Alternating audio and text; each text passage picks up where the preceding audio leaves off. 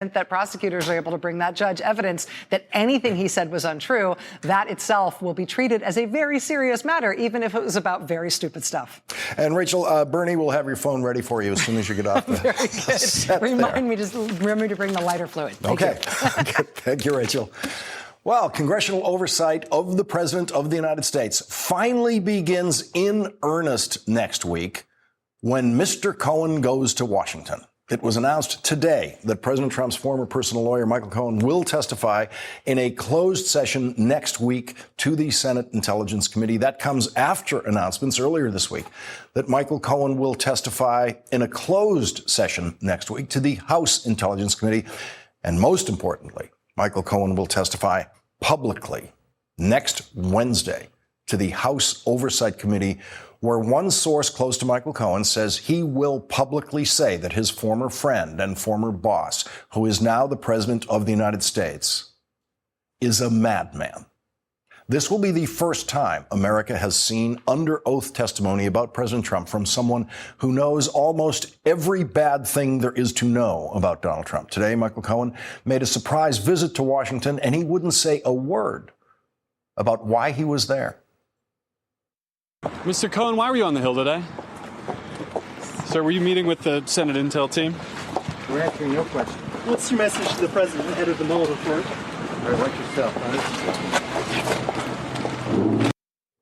Reporters, as you can see, followed Michael Cohen everywhere he went, including to the offices of the Senate Intelligence Committee. And according to Lenny Davis, who accompanied Michael Cohen and his lawyers, Michael Cohen met only with his own legal team while he was at the Senate Intelligence Committee offices. That probably means that Michael Cohen was there to review documents and evidence in possession of the Intelligence Committee in preparation for his testimony to the committee next week.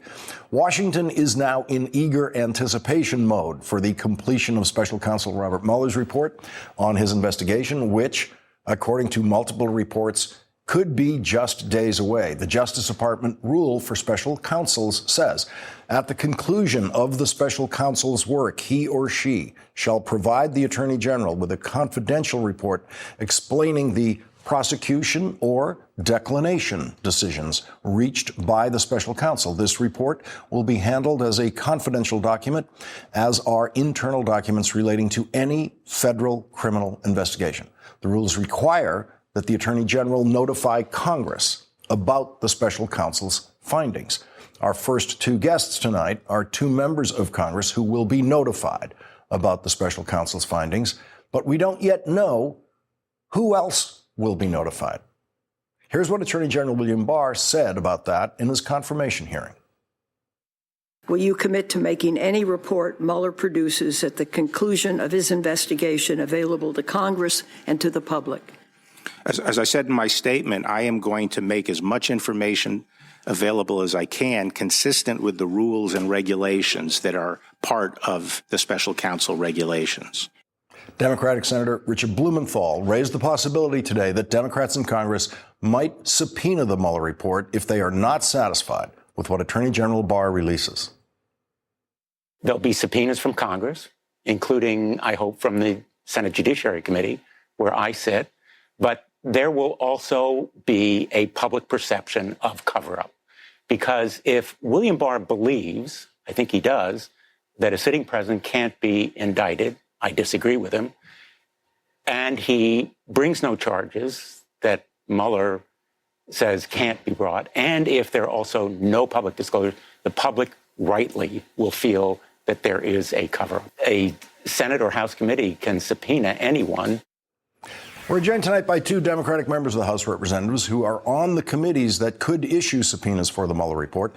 Congressman Jim Hines of Connecticut is a member of the Intelligence Committee, which will interview Michael Cohen behind closed doors next Thursday, after Michael Cohen has publicly testified to the Oversight Committee on Wednesday. We're also joined by Congressman Hakeem Jeffries of New York, a member of the House Judiciary Committee, which has jurisdiction over the impeachment process in the House of Representatives. And Congressman Jeffries, will your committee subpoena the Mueller report if it is not delivered by the Attorney General? Yeah, it's my expectation that, the House of Representatives, as the custodians of our democracy right now, the American people voted for meaningful checks and balances on an out-of-control executive branch, voted for transparency, voted for disclosure. And if the Department of Justice refuses to publicly release the findings themselves, then I believe that it will be our responsibility to make sure that we subpoena that information, that we present it to the American people, and that we even call Bob Mueller or others to testify to explain their conclusions. And others, in addition to Mueller, for example, could include other members of his prosecutorial team, possibly. That's absolutely correct. Under Chairman Jerry Nadler's discretion, there's a wide range of possibilities, but we're committed to making sure that the report sees the light of day. Brandeis said sunlight is the best disinfectant. We agree. Can you think of any reason why Robert Mueller could reasonably decline to testify to your committee if his work is completed? Well, I think he could potentially conclude, if the report is publicly available, that it speaks for itself. And certainly he has taken the position that he's declined to be public in his communication with the American people. He's let his work speak for itself to date. He may want to let the report speak for itself, but it will be critical that the report is seen by the American people. And Congressman Himes, it's entirely possible the report won't speak for itself because, as the rules suggest, it can be a really minimal report, simply saying, here are the prosecutions we brought and here's why. Here are the prosecutions we declined to bring, the so-called declinations in that rule, and here's why. And that could be basically written in shorthand. Yeah, no, that's right. And Lawrence, I mean, there's two reasons why these types of reports are generally kept private. One is, and in this case, this would be true, you don't want to disclose sources and methods, anything that would damage our national security. And the second one, of course, and this is typical in the prosecutorial realm, if there is somebody whose reputation would be damaged but who's not being charged with a crime, you want to protect that reputation. Now, the point here, of course, is that we have an overwhelming public interest, and we can deal with those two issues, but we have an absolutely overwhelming public interest in further understanding the two elements of this investigation, understanding exactly what Russia did.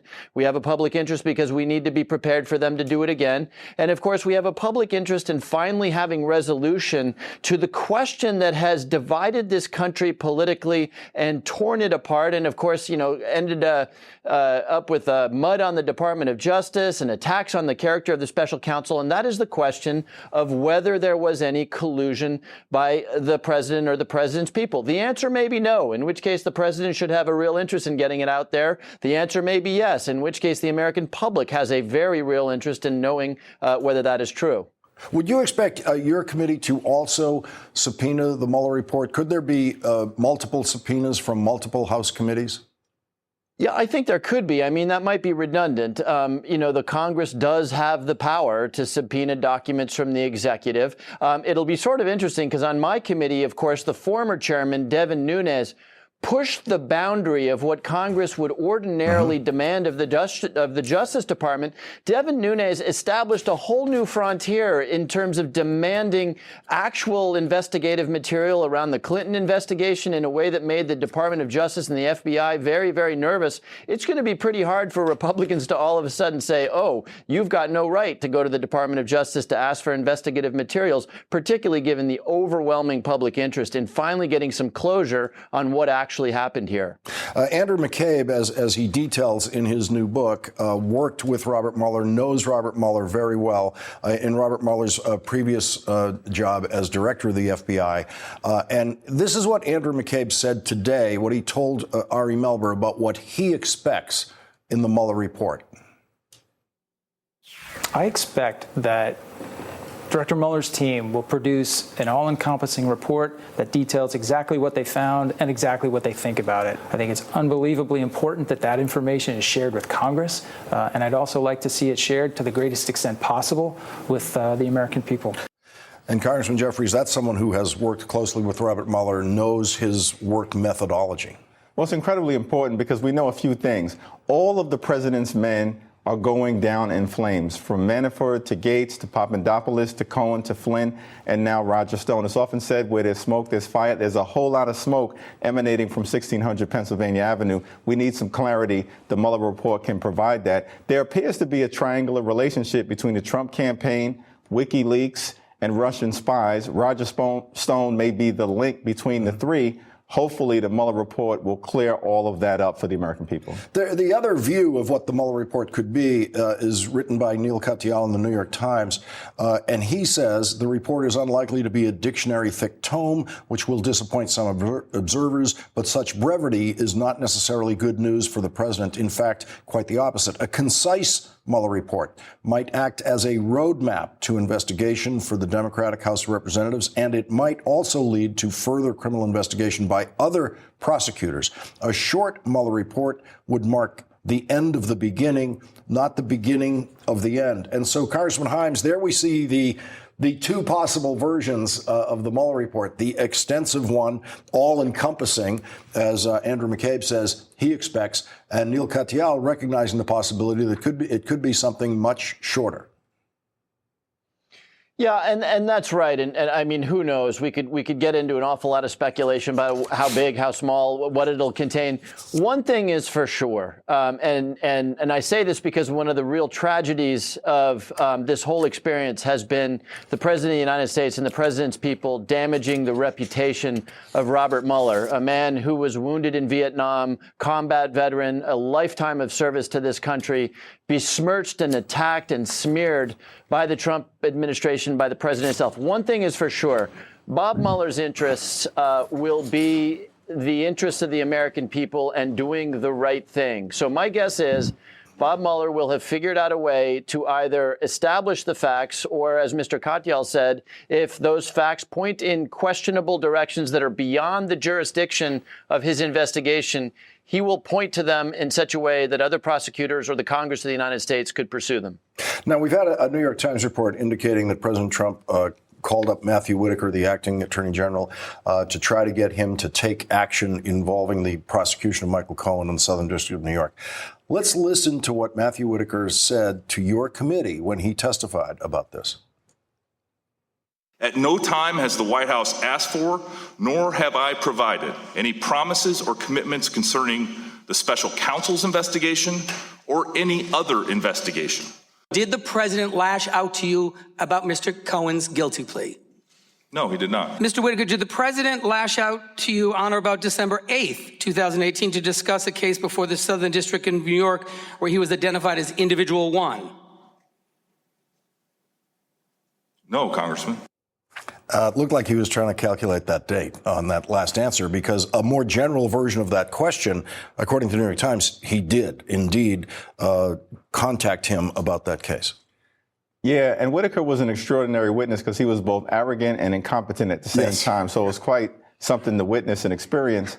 But we are going through that transcript with a fine-tooth comb, and we'll process additional information that is coming to us to determine whether he stood in front of the Congress and the country and lied. There's every reason in the world to believe, knowing this president, that he was likely to have pushed the envelope with Whitaker. And that's probably the reason that he placed him there in the position in the first place. And Congressman Himes, I think we know what you're going to be doing on Wednesday of next week. I assume you're going to be watching as much of Michael Cohen's public testimony as possible before you get him as a witness behind closed doors the next day. What are you expecting from Michael Cohen next week publicly? And then how will that differ from what you'll be pursuing privately? Yeah, that's a good question. And I'm not sure that his testimony will be dramatically different in private than in public. Michael Cohen was not employed by, the CIA, the NSA, the military.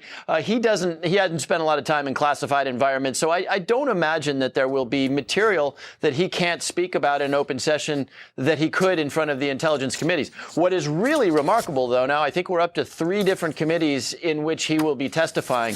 And I've got at least 2 questions. Number one is, does he have evidence of criminal wrongdoing that for whatever reason wasn't pursued by the special counsel? And number 2, this I think is going to be primarily a political event. All we know about what Michael Cohen told the special counsel is what the special counsel has told various courts in sentencing memos and that sort of thing.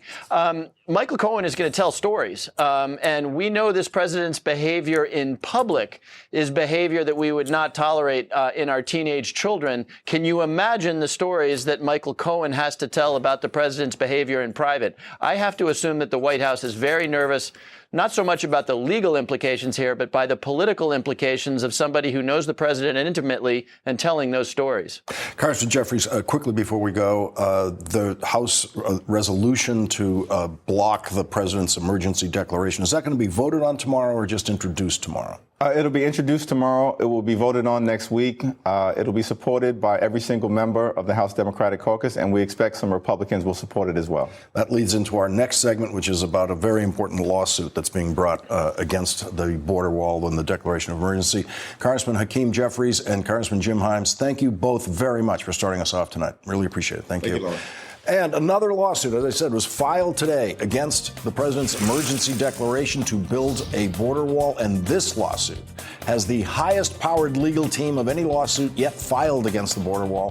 Harvard law professor Lawrence Tribe and a veteran of the George H.W. Bush Justice Department, Stuart Gerson, are co-counsel in this case, and they will both join us next. And Roger Stone is now one word away from going to jail if he says or writes one word about his case. While waiting for trial, the judge is sending him to jail. And later, a judge ruled today that a federal prosecutor broke the law when he helped billionaire sex offender Jeffrey Epstein escape federal prosecution for trafficking in and raping young girls. That prosecutor is now Donald Trump's labor secretary.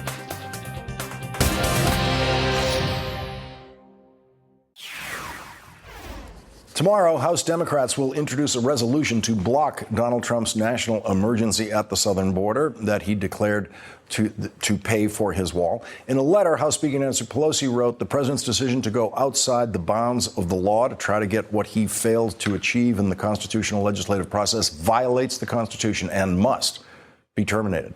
16 states have joined together in a lawsuit filed by the attorneys general of those states that claims President Trump's emergency declaration to build a wall is unconstitutional. And now the county of El Paso, Texas, has filed a similar lawsuit with the most high-powered legal team that has joined this fight. Harvard Law School's constitutional law professor Lawrence Tribe is co-counsel on the El Paso County case, along with Stuart Gerson, a former assistant attorney general in the Republican administration of President George H.W. Bush. And we are now lucky to have them both here tonight to discuss this new lawsuit. And Professor Tribe, what is different about your lawsuit compared to the attorney's general lawsuit?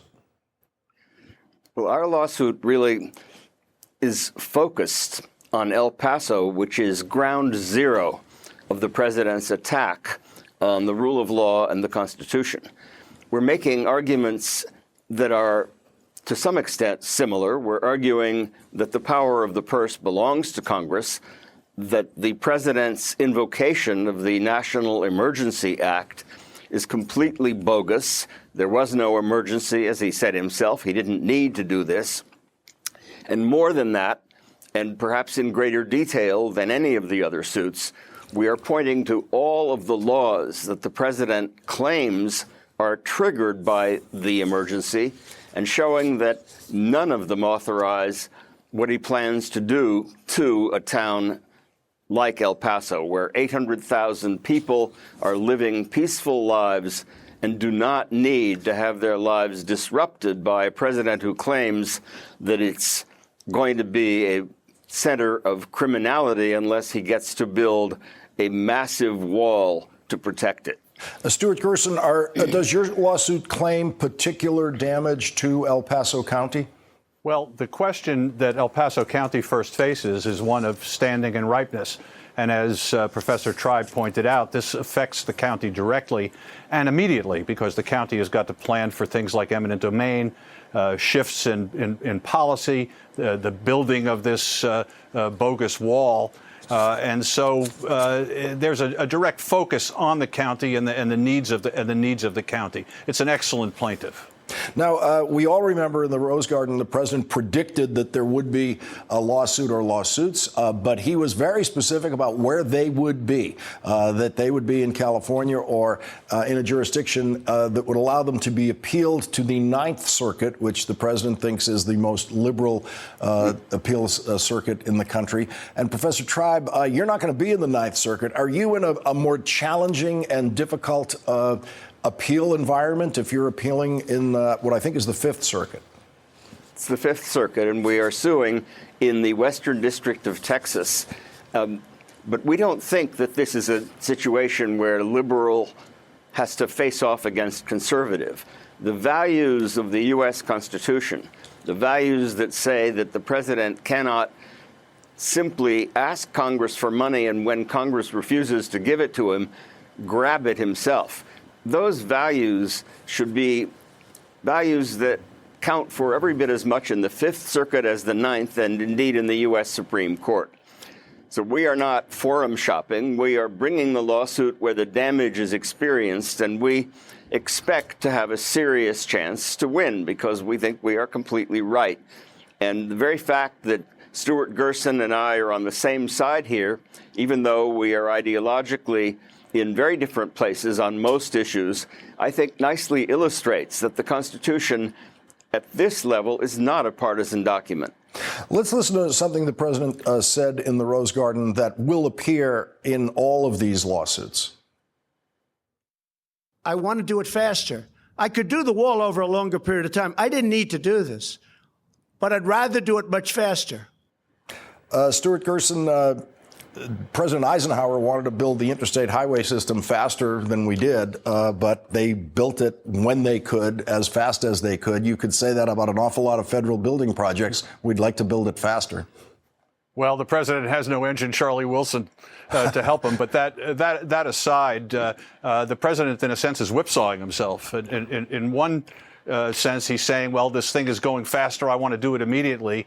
That buttresses the standing and ripeness of the matter for El Paso County and its co-plaintiffs.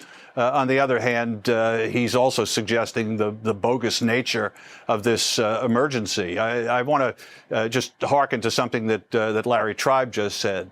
We're not unhappy in the Fifth Circuit. Sure, there are plenty of conservative judges that are sitting, but the position that we're arguing constitutionally is a fundamentally conservative one. As I suggested to Professor Tribe this afternoon, I'd expect James Madison and Alexander Hamilton to be on our side if they were around today. This strikes at the heart of what the framers were attempting to do, which was to prevent the concentration of power and a turn towards the tyranny that was rejected by the American Revolution. This is a fundamentally conservative position.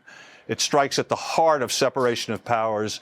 There has to be some limit on the power of the executive. An emergency is something that the branches don't have time to consult about. This hardly is the case, and the president's comment that you just quoted makes that very clear.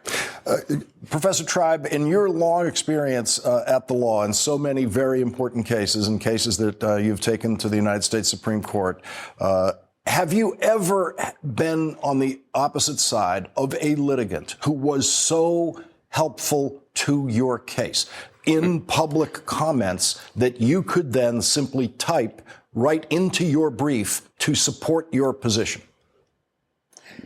Honestly, I have never had an opponent who was quite as helpful. And I find it odd to say, thank you, Mr. Trump, but I really think that we do need to thank him for being as obvious as he is about the absence of any emergency and about the fact that he is simply trying to do what emperors and kings do, not what a president of the United States should do. And I very much agree with Stuart Gerson that the framers would roll over in their graves if they saw this as the result of their handiwork. This is not what any of them would have imagined. The unlikely legal team of Lawrence Tribe and Stuart Gerson, brought together by Donald Trump. Thank you both very much for joining us tonight. Really appreciate it. Thank you for having us. Thank you. Thank you.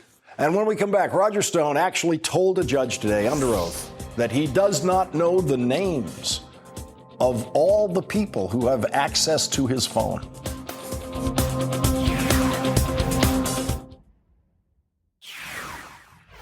Roger Stone is now one word away from going to jail. In federal court in Washington, D.C. today, Judge Amy Berman Jackson told Roger Stone that if he says anything about the federal case now being prosecuted by Special Prosecutor Robert Mueller, with Roger Stone as the defendant, then Judge Jackson will revoke his bail and put him in jail awaiting trial. Roger Stone was dragged into court today after he posted a photo on Instagram showing a rifle crosshairs next to a picture of Judge Jackson. Last month, we saw Roger Stone making a Richard Nixon-style victory sign and holding a press conference after a court appearance. Today, Roger Stone left the courthouse without saying a word. There he is, leaving today. He will no longer be able to attack Robert Mueller. He will no longer be able to attack Judge Jackson. He will no longer be able to say anything about his case unless he wants to go to jail. Roger Stone's gag order came after an extraordinary afternoon in which he tried to explain himself under oath and was chastised by the judge and, for the first time, was questioned by one of Robert Mueller's prosecutors under oath. Both Judge Jackson and prosecutor Jonathan Kravis grilled Roger Stone on how he found the image of the judge and why he posted it. Roger Stone couldn't keep his story straight. He said he couldn't remember who gave him the picture or the names of everyone who has access to his phone. At one point, Judge Jackson asked Roger Stone, how hard was it to come up with a photograph that didn't have a crosshairs in the corner? Roger Stone responded that he didn't recognize it as a crosshairs and that he believed it was a Celtic cross or a cult symbol. But 2 weeks ago, Roger Stone posted this image on Instagram of himself in a rifle crosshairs in which he said, I am in Mueller's crosshairs. Judge Jackson told Roger Stone and his lawyers, these were, let there be no mistake, deliberate choices. I do not find any of the evolving and contradictory explanations credible. Mr. Stone could not even keep his story straight on the stand. And so Roger Stone can no longer speak publicly about the case or the participants in the case. Judge Jackson concluded, I have serious doubts about whether you've learned any lesson at all. After a break, Mimi Roker and Ron Klain will join us with their reaction to what happened in court today, including whether prosecutors and the judge are choosing to let Roger Stone get away with a little bit of perjury about the crosshairs that he pretended are not crosshairs and some other stuff. In the Roger Stone hearing today, the prosecutor asks this question. You cannot remember the names of all the people who had access to your cell phone 4 days ago? Answer, correct. That was Roger Stone's testimony in court today, under oath, very little of which, the judge said, was believable. Joining us now is Ron Klain, a former senior advisor to Joe Biden and President Obama, and the former chief of staff to Attorney General Janet Reno, and Mimi Rocha, former federal prosecutor and former assistant U.S. attorney in the Southern District of New York. She's also an MSNBC legal contributor. And Mimi, stunning things in this hearing that were clearly not believable when he said them. He changed his testimony at certain points as it wore on. He technically lied under oath, obviously, more than once. Is this the kind of hearing where the prosecutor and the judge just kind of go, this is really about something relatively small, like the conditions of bail? We're not going to chase every little piece of perjury that occurs today. Well, I think that the judge and the prosecutor achieved what needed to be achieved at this hearing, which was big, not small, which is they did show, the prosecutor showed, and the judge, frankly, in her questioning, did a fantastic job of showing that Stone is a liar and he cannot be trusted. And that's not going to just end there. I don't believe there'll be a perjury prosecution, but it will become relevant throughout his case. He's lost credibility with this judge on day one. I know we sort of take that for granted that because we see Stone lying all the time publicly, but to do that in court under oath, it's going to be very hard to bring that back when he needs it during a trial and credibility with the judge.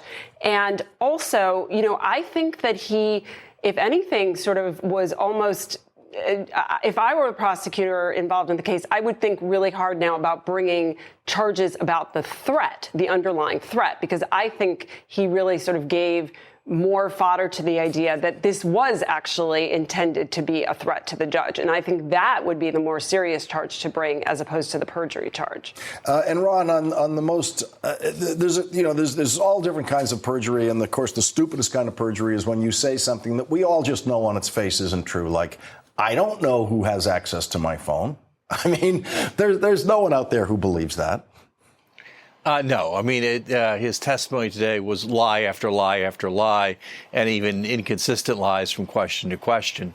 I think, though, the interesting thing here is the restriction on Stone. He now is under a super duper complete gag order, and we'll see how that goes. I think the mob scene you saw at the Las Vegas airport today was people rushing to Vegas to bet on the over-under of how long Stone would be able to comply with this court order. And I think that's one thing that was set up today by the judge, which is instead of revoking bail today, she made it very clear that this is in Stone's hands, and the odds that Stone honors the conditions seem very low to me.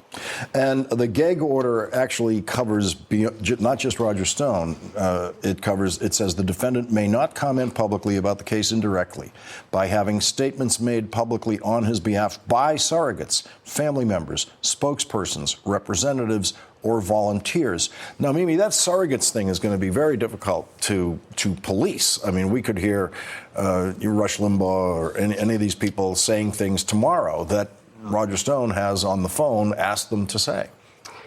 Right. And I think that would be covered under this very well-crafted, broad but well-crafted order if it can be shown that he actually asked them to say it, right? I mean, obviously, Rush Limbaugh giving his opinion wouldn't count, but if it was became clear that Stone told him to. I mean, as Ron says, the judge has set this up perfectly. She could have remanded him today, but that would have fed into this narrative of making him a martyr. It would have been, debatable. Now it is set up. It is clear. He knows the terms. I mean, the chances that he's not going to violate this, I think, are very small. And once he does, she has basically already said, I'm putting you in jail. And there really can't be any question about whether that is fair at this point, which I think is something that she is striving, clearly in all of these court cases to show that she is tough but fair. And she's giving everyone their fair shot. And Stone is already blowing it like Manafort did. And Ron, last night's big news is we discovered the arrest of a lieutenant in the Coast Guard who had a hit list, literally a hit list of people he wanted to murder. And this is the way people get on that kind of hit list. This was the people, everyone on the hit list was perceived as being an anti-Trump person by this intended mass murderer. And this kind of media that Roger Stone was putting out there about the judge with the crosshairs was a direct message to that kind of person that this is someone who belongs on a hit list. Yeah, no question, Lawrence. I mean, while President Trump is busy pursuing his medieval wall at the border, here in our own country, we see a real threat to our safety and our law and order. And that's these people who are stoked up by these threats that the president, his allies, people like Roger Stone, issue against elected officials. Many of those were on this list, judges, other people of authority. And I think, that's, seeing that kind of thing go on in our country, seeing the president inflame that, seeing his allies like Roger Stone inflame that, it's just it's a horrible thing to see. Ron Klain and Mimi Rocah, thank you both for joining us on this discussion. And when we come back, one of President Trump's cabinet members, his labor secretary, was a federal prosecutor before that, and he helped a billionaire, friend of Donald Trump's, Jeffrey Epstein, escape federal charges for sexually abusing and raping and trafficking in underage girls. And now there is a major development in that story today. A federal judge has ruled that the prosecutors in that case broke the law. The federal judge has ruled that Donald Trump's labor secretary, when he was a prosecutor, broke the law to help that sex trafficking rapist of young girls.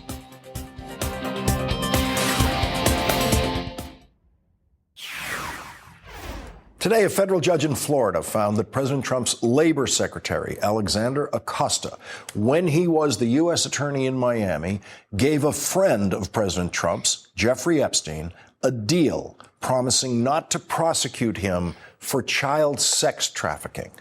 And the judge found today that Alexander Acosta broke the law in making that deal because he kept it secret from the children who Jeffrey Epstein raped.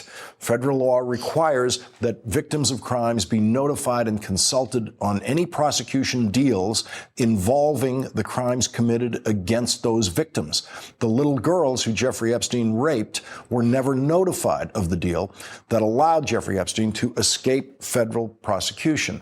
That is the reason that Senator Dianne Feinstein voted against the confirmation of Alexander Acosta as Donald Trump's labor secretary. She said, "I oppose the nomination of Alexander Acosta for labor secretary.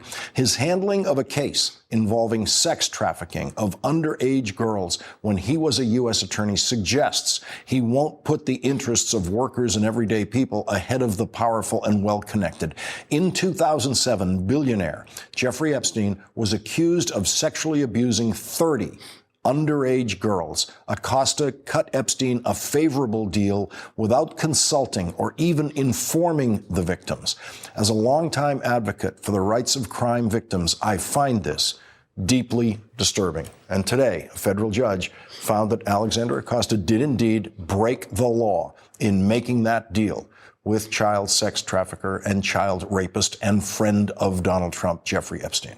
After this break, we will consider what happens next for Alexander Acosta and Jeffrey Epstein, and you'll hear what Donald Trump had to say about his friend, the child sex trafficker and child rapist. At Alexander Acosta's confirmation hearing for Labor Secretary, Senator Tim Kaine entered into the record a Washington Post article that described the deal Alexander Acosta made not to prosecute a billionaire friend of Donald Trump's in a child sex trafficking case. Senator Kaine read the article aloud.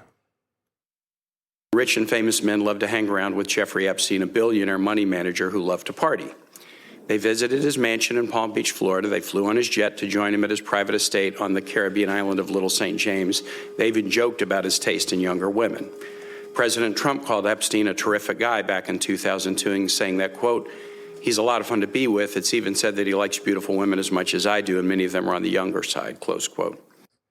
Today, a federal judge ruled that Labor Secretary Alexander Acosta broke the law when he was the U.S. attorney in Miami and signed a deal with Jeffrey Epstein that allowed Epstein to escape federal charges and plead guilty to a minor state charge that carried a sentence of 13 months in the county jail. And during that sentence, Epstein was allowed to spend 6 days a week at his office in Palm Beach, Florida. It is unclear what happens next for Alexander Acosta, who was ruled today to have broken the law when he's a prosecutor, and Jeffrey Epstein, who was the beneficiary of that illegal deal. Joining us now, Marcy Hamilton, one of the country's leading experts on the laws covering sex crimes against children, and Mimi Rocha, former federal prosecutor, is still with us. And Professor Hamilton, I want to get your reaction to the judge's ruling today. This is an extraordinary case that we cannot think of anything like it happening before. Well, it's refreshing to see that 40 girls could actually be vindicated after a group of men essentially cut a secret deal. What's really amazing about the facts in this case from where I'm sitting is how often the prosecutors, Acosta's people, asked Epstein permission whether or not they could talk to the victims. It really is, it's a great decision. And Mimi, when I got this decision today, in the front it says opinion and order. And so whenever there's an order, I always flip to the back page where the judge's order is going to be. And you get to that back page and it is mystifying, because when it gets down to the final order, the judge simply says the parties should confer and inform the court within 15 days how they wish to proceed on determining the issue of what remedy, if any, should be applied in view of the violation. It seems like as of today, the judge doesn't know what to do, and he's asking the parties what to do. Yeah, I mean, as you said, I don't think there's a really clear roadmap for this. This is so unusual. This is what the judge found is that they violated the Victim Rights Act, right? That's how they broke the law. And I think the fundamental question here is why, right? So Jeffrey Epstein got a slap on the wrist. That seems pretty clear. Why were they working so hard to keep that information from the victims? Because they didn't want the victims to object. They wanted to sneak this in under the radar. And so the question is, now that you have a judge having found that and said that that's what's happened, shouldn't that agreement that was snuck in under the radar, shouldn't that be voided? And I think that is an option here. I mean, again, we're in uncharted territory, but I think the judge has essentially said in the opinion, one of the remedies that is possible is the voiding of this agreement. And if the agreement is voided, then the prosecution can continue and begin anew. And the people that got immunity under the agreement no longer have immunity. And Professor Hamilton, am I right that there's no statute of limitations for the crimes described here? That's right. For the federal government, since 2002, there is no limit on the statute of limitations. And so this prosecution could go forward. They knew about 40 girls. They have plenty of possible victims to testify. I would be surprised if this doesn't get reopened, although we have the problem that Acosta is in this administration. And what about that, Mimi? I mean, this is obviously something the House of Representatives can bring Acosta in for hearing about this. The Judiciary Committee in the House could do that. How did you reach this deal? Why did you reach this deal? Right. Well, I mean, I actually think there's sort of two separate issues now. I think one issue is what, if anything, did Acosta and possibly other prosecutors do wrong? I think the judge has made a lot of findings that could be relevant to that. We know that the Office of Professional Responsibility within the Department of Justice is now looking at that, and that's going to have to be dealt with on one track. The second track, though, is what happens to the criminal case, the original criminal case. And I actually don't think that requires Acosta or, frankly, should have any of the original prosecutors. They should have a new, untainted team that works on this prosecution. That's what I would do. And I think that's what any office with integrity would do, is start with a clean slate of prosecutors. They'd have